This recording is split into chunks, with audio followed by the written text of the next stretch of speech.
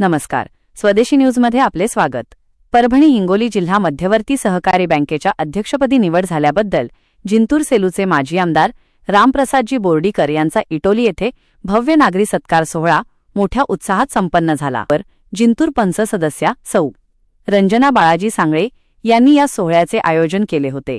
या कार्यक्रमात इयत्ता 6वीतील विद्यार्थिनी संघर्षा सांगळे हिने आपल्या प्रभावी व निरागस मनोगताने सर्वांची मने जिंकली. तिने बोर्डीकर यांच्याकडे ग्रामीण भागातील मुलींसाठी दर्जेदार शिक्षण, योग्य सुविधा आणि पुढील संधी उपलब्ध करून देण्याची आग्रही विनंती केली. चिमुकल्या संघर्षाने मांडलेल्या या महत्त्वाच्या मुद्द्याचे उपस्थित सर्वच राजकीय व सामाजिक क्षेत्रातील मान्यवरांनी कौतुक केले.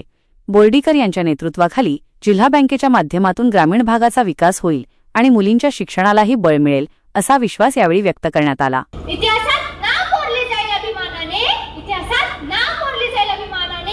कारण एका नेत्याने परभणी जिल्ह्याला दिले नवे स्वप्न.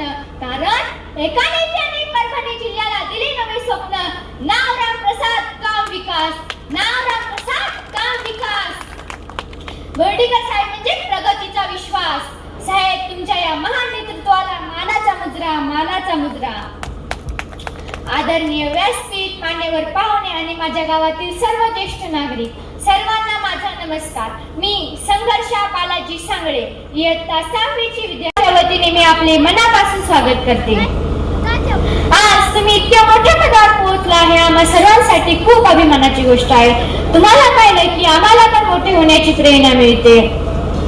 आज मी 2 गोष्टीबद्दल बोलू इच्छिते. पहिली गोष्ट मुलींचे शिक्षण.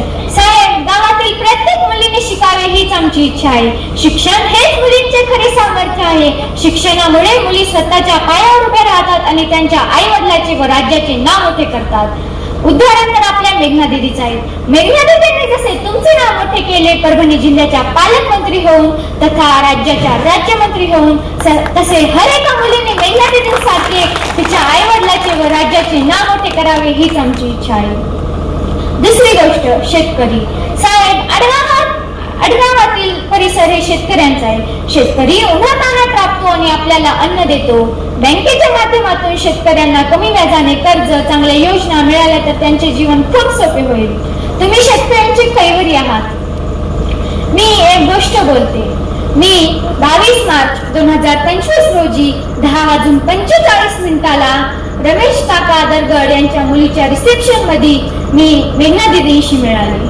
त्या दिवशी मी दिदींचे स्वागत केले आणि दिदींना एक विनंती केली की दीदी, माझे पप्पा आता तुमच्याकडून आले तर माझ्या पप्पावर तुमचा आशीर्वाद राहू द्या. त्यावेळेस दिदींनी खूप स्मित हास्य केले. मला खूप आनंद झाला. दिदीला जी मी विनंती केली ती दिदींनी पूर्ण केली. माझ्या पप्पावर त्यांनी विश्वास ठेवून माझ्या पप्पाला पंचायत समिती मतदानाने निवडून आणले. ते मला खूप अभिमानाची गोष्ट आहे. धन्यवाद दीदी. शेवटी एक बोलते, साहेब, तुम्ही अशीच प्रगती करत राहा. शेतकऱ्यांची, मुलींची, गावाची मदत करत राहा.